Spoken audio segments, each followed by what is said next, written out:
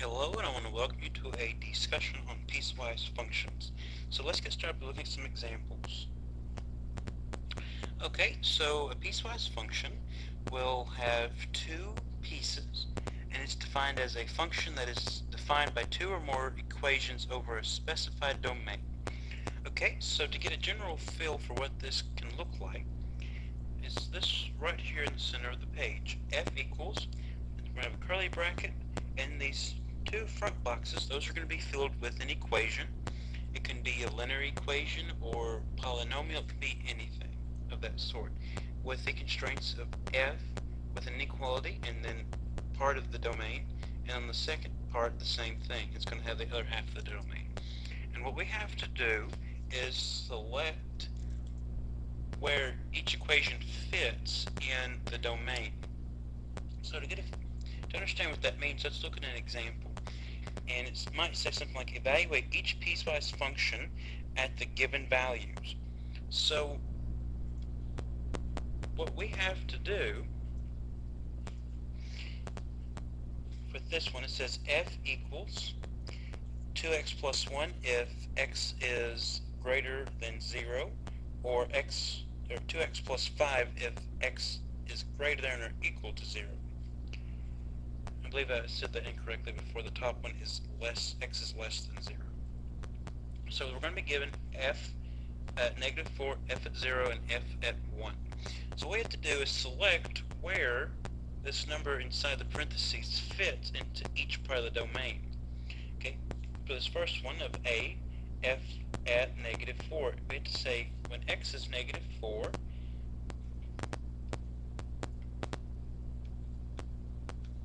is -4 less than 0 or greater than or equal to 0?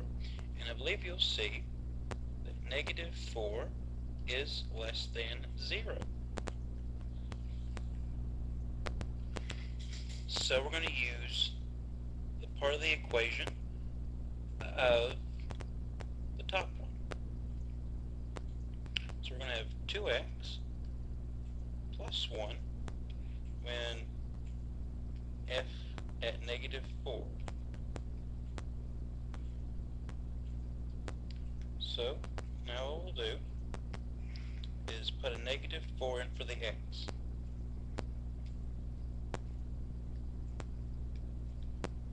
And when we do that, we're going to get f at -4 is 2 times -4, which is -8 plus 1. And when we finally finish that problem, f at -4 is -8 plus 1, or just -7. Okay, for our next part of the problem, we have f at 0. So when x is equal to 0,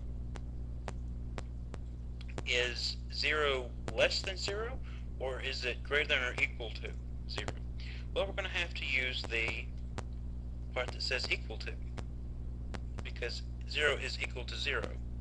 So that means we're going to use the second one, the second part of the problem. So we're going to use f of x equals 2x plus 5. Now we'll just plug 0 in for x, since that's what x is equal to in this case. So we'll have 2 times 0 plus 5. So f at 0, we're going to have 2 times 0 is 0 plus 5. So finally, to finish this part of the problem, f at 0 is just 5. Okay, in our final problem, we have f at 1. So now we have to say when x is equal to 1, is 1 less than 0, or is 1 greater than or equal to 0? Well, 1 is going to be greater than or equal to 0 because it is greater than, it is more than 0. So that means we're going to use the part of the equation of f equals 2x plus 5. So now we'll just plug 1 in for x, since that's what the problem is calling for. So I have 2 times 1 plus 5. We just fill the 1 in for x. Going through and simplifying, f of 1 equals 2 times 1 is just 2 plus 5. So f of 1 is 2 plus 5, or just 7.